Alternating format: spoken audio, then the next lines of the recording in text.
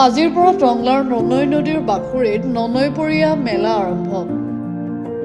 ওদালগুৰি জিলাৰ টংলা থানাৰ অন্তৰ্গত টংলা হস্পিটেলৰ সমীপৰ সঞ্চয়পাৰা গাঁৱৰ ননৈ নদীৰ বাখুৰীত আজিৰ পৰা আৰম্ভ হৈছে ননৈপৰীয়া মেলা। ননৈপৰীয়া মেলাৰ আয়োজক সমিতিৰ সভাপতি কুশল বড়ো আৰু সম্পাদক মিলন বড়োৱে জনোৱা অনুসৰি আজিৰ পৰা 2025 চনৰ 5 জানুৱাৰীলৈ অনুষ্ঠিত হ'ব সাংস্কৃতিক আৰু মনোৰঞ্জন অনুষ্ঠান। ছাত্ৰ-ছাত্ৰীৰ প্ৰতিভা বিকাশৰ লগতে 16 দিনীয়া সাংস্কৃতিক অনুষ্ঠান, গীত, নৃত্য, অভিনয়, কৌতুক অভিনয় আৰু মীনা বজাৰ, যাদু প্ৰদৰ্শন, চিত্ৰহাৰ, বাণিজ্য মেলা আৰু খাদ্য মেলাৰো আয়োজন কৰা হৈছে বুলি জানিবলৈ দিছে। ননৈ নদীৰ বাকৰিত এক নৈসৰ্গিক পৰিৱেশত অনুষ্ঠিত ননৈপৰীয়া মেলাত কোনো ধৰণৰ মাদক দ্ৰব্যৰ ব্যৱহাৰ নিষিদ্ধ কৰা হৈছে বুলি উদ্যোক্তাই জানিবলৈ দিছে। সাংস্কৃতিক অনুষ্ঠান পৰিৱেশন কৰিবলৈ ইচ্ছুকসকলে নিম্নলিখিত দূৰভাষ নম্বৰত যোগাযোগ কৰিবলৈ আয়োজক সমিতিয়ে আহ্বান জনাইছে। নৈপাৰা মেলাৰ পৰা আপোনালোকক সকলোকে নমস্কাৰ জনাইছোঁ আৰু মোক অসমবাসীলৈ নমস্কাৰ জনাইছোঁ। এইবাৰ আমি প্ৰথমবাৰৰ কাৰণে অলপ প্ৰচেষ্টা কৰিছোঁ ননৈপৰীয়া মেলা। সেয়েহে সকলো ৰাইজক আমি আন্তৰিকতাৰে আহিবৰ কাৰণে আমি অনুৰোধ জনাইছোঁ।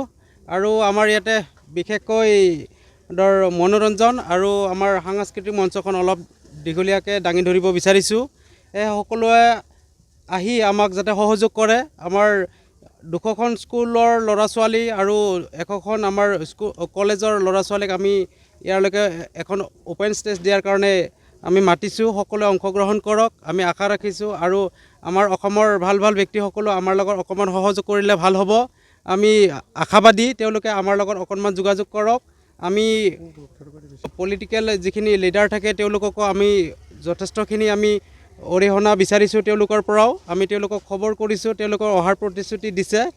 ভাল হ'ব সকলোৱে মিলি আমাৰ এই অনুষ্ঠানটো আমি যাতে সকলো মিলে চলাই নিব পাৰোঁ। 17 দিনীয়া অনুষ্ঠান যিহেতু, আৰু লগতে আমাৰ এই অনুষ্ঠানখন চলাই নিওঁতে যথেষ্ট মানুহৰ সহায় সহযোগ আছে। আমাৰ পেণ্ডেলৰ মানুহখিনিৰ সহায় সহযোগ আৰু ওচৰৰ ৰাইজৰ সহায় সহযোগ আৰু লগতে লাইনৰ সহায় সহযোগ আমি বিভিন্ন কৌশলেৰে এইখন পাতিছোঁ। ইমান ডাঙৰ মানুহ নহয়, আমি সৰু মানুহ, তথাপিতো চেষ্টা কৰিছোঁ। সকলোৱে আমাক সহায় কৰিবৰ কাৰণে মই অনুৰোধ জনাইছোঁ। আমাৰ মুখ্য উদ্দেশ্য হ'ল আমি বছৰটোৰ শেষৰ ফালে ধৰক আমি ইফাল সিফাল নগৈ আমাৰ ল'ৰা ছোৱালীক এখন ভাল প্লেটফৰ্ম দিব যাতে পাৰোঁ, আৰু আহি থকা নতুন বছৰটোত যাতে ল'ৰা ছোৱালীক এখন সুন্দৰ মঞ্চ দিব পাৰোঁ তাৰে প্ৰয়াস কৰিছোঁ। আৰু এই মঞ্চখনৰ জৰিয়তে আৰু আমাৰ এই অঞ্চলৰ ল'ৰা ছোৱালীৰ প্ৰতিভা বিকাশৰ কাৰণে এটা সুবিধা হ'ব যেন অনুভৱ কৰোঁ।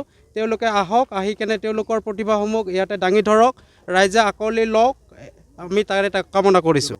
ব্যৱসায় প্ৰতিষ্ঠানসমূহত আমাৰ ট্ৰেডিশ্যনেল ফুড থাকিব, ড্ৰেছ থাকিব, আৰু বিভিন্ন ধৰণৰ সৰু ল'ৰা ছোৱালীৰ কাপোৰৰ পৰা আদি কৰি ব'টিং থাকিব, চেল্ফি পইণ্টবিলাক থাকিব, আৰু ঘোঁৰা চাফাৰী থাকিব, সেইবিলাক সকলোবোৰ থাকিব।